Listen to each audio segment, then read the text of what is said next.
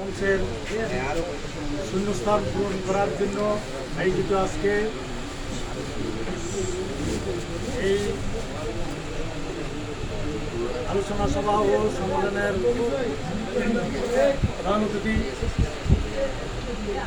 আমাদের বাংলাদেশ জাতীয়তাবাদী যুবদল বাংলাদেশ জাতীয়তাবাদী দলের সম্মানিত সাবেক আহ্বায়ক সাবেক সদস্য সচিব জনাব জহুর আলম জহুর ভাই এবং বাংলাদেশ জাতীয়তাবাদী জিয়া মঞ্চের কেন্দ্রীয় কমিটির যুগ্ম সহ সম্পাদক এবং চট্টগ্রাম উত্তর জেলা জিয়া মঞ্চের সম্মানিত এবং প্রভাবশালী সভাপতি জনাব শহীদুল আলম শরীফ ভাই এবং মঞ্চে উপবিষ্ট আছেন সীতাকুণ্ড উপজেলা মৎস্যজীবী দলের সম্মানিত ও বিপ্লবী এবং যারা নির্যাতিত আমার বন্ধুবর জনাব ইলিয়াস ভাই এবং মঞ্চে উপবিষ্ট আছেন জিয়া মঞ্চের সিনিয়র সহসভাপতি শাহাবুদ্দিন ইমরান ভাই। আরও উপস্থিত আছেন বাংলাদেশ জাতীয়তাবাদী জিয়া মঞ্চের সিনিয়র যুগ্ম সম্পাদক সানাউল্লাহ সূত্র এবং বিভিন্ন আমাদের ৮ নং সোনাইছড়ি ইউনিয়নের সম্মানিত সভাপতি ফুলমিয়া ভাই এবং ৫ নং বারাকুণ্ডি ইউনিয়নের ১ হইতে ৯ নং ওয়ার্ড পর্যন্ত যারা সভাপতি সেক্রেটারি এবং উপস্থিত আজকে বাংলাদেশ জাতীয়তাবাদী দলের বিভিন্ন অঙ্গ সংগঠনের যুবদল ছাত্রদল এবং স্বেচ্ছাসেবক দলের সম্মানিত সদস্যবৃন্দ, সবাইকে আমার সালাম, আসসালামু আলাইকুম। আমি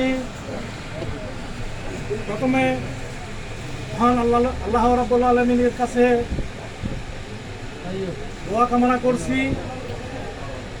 যারা 2024 সালের 16 জুলাই থেকে 5ই আগস্ট পর্যন্ত ঢাকার রাজপথে বাংলাদেশের বিভিন্ন রাজপথে যারা ছাত্র জনতা শহীদ হয়েছেন তাদের প্রতি আমার সশ্রদ্ধ দোয়া এবং ওনাদের পরিবারের প্রতি সমবেদনা জ্ঞাপন করছি। আরও সাথে সাথে আমি শ্রদ্ধার সাথে স্মরণ করছি বহুদলীয় গণতন্ত্রের প্রবক্তা বাংলাদেশের সফল রাষ্ট্রনায়ক যিনি 1971 সালের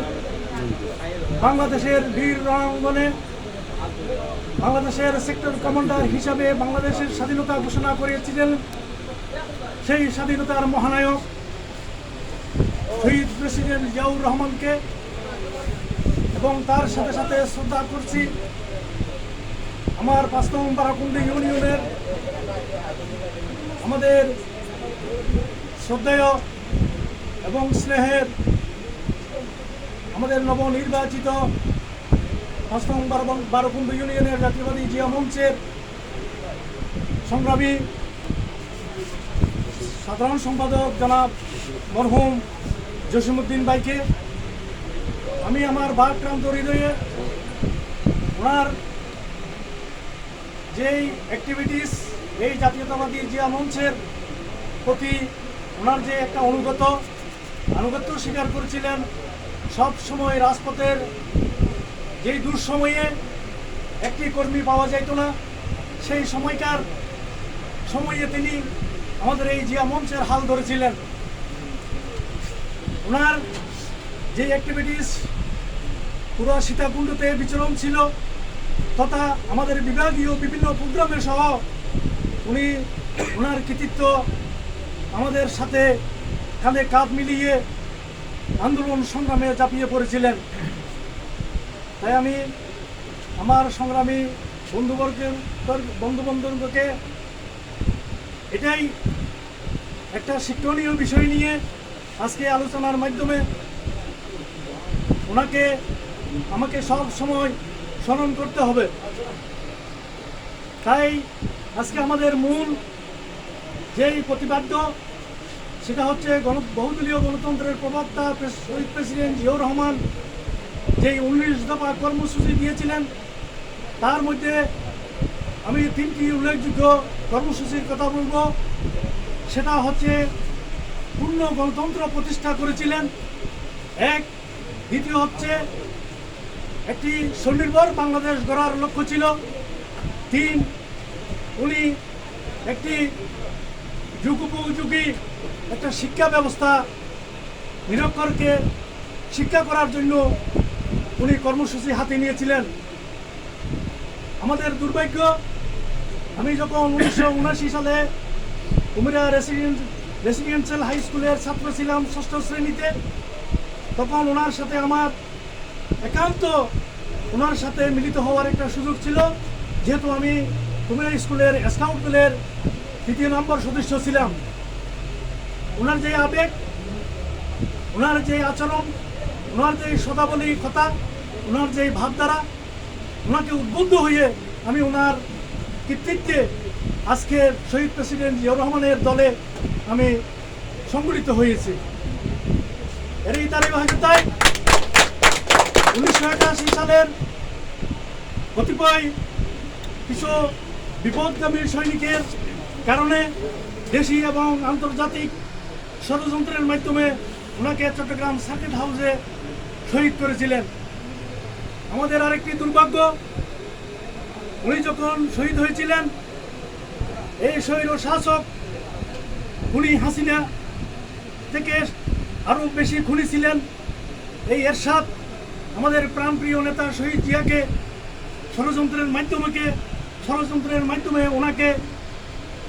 এই খুন করেছিলেন। সেই কথাটা হয়তো অনেকে জানেন, অনেকে জানেন না, কিন্তু আমাদের পূর্ববর্তী বক্তারা আপনাদেরকে যে দিক নির্দেশনা দিয়েছিলেন তার ধারাবাহিকতার মধ্যে দিয়ে আমি বলবো, আমাদের সীতাকুণ্ডের কাণ্ডারি এবং বাংলাদেশের তথা আন্তর্জাতিক নেতা হিসেবে একটি স্বীকৃতি পেয়েছিলেন আমাদের প্রাণপ্রিয় মাটি ও মানুষের নেতা জনাব লায়ন আসলাম চৌধুরী FCA মহোদয়। উনি দীর্ঘ 9 বছর কারাগারে ছিলেন। ওনার সাথে আমারও একান্ত সাক্ষাৎ হয়েছে। এই সীতাকুণ্ডের যেহেতু অনেক নেতাকর্মী এখানে জেলে গিয়েছিলেন, ওনার সাথে আমার একেবারে 5 মাস 17 দিন একেবারে আলাপ হয়েছিল এবং সীতাকুণ্ডের সংগঠনের বিষয়ে আলাপ আলোচনা করতেন এবং সীতাকুণ্ডের মধ্যে যে একটা ষড়যন্ত্র হয়েছিল, যেই কমিটি নিয়ে, ওই ব্যাপারেও উনি অনেক আলাপ আলোচনা আমার সাথে করেছিলেন। আজকে আমরা যখন আমাদের মাটি ও মানুষের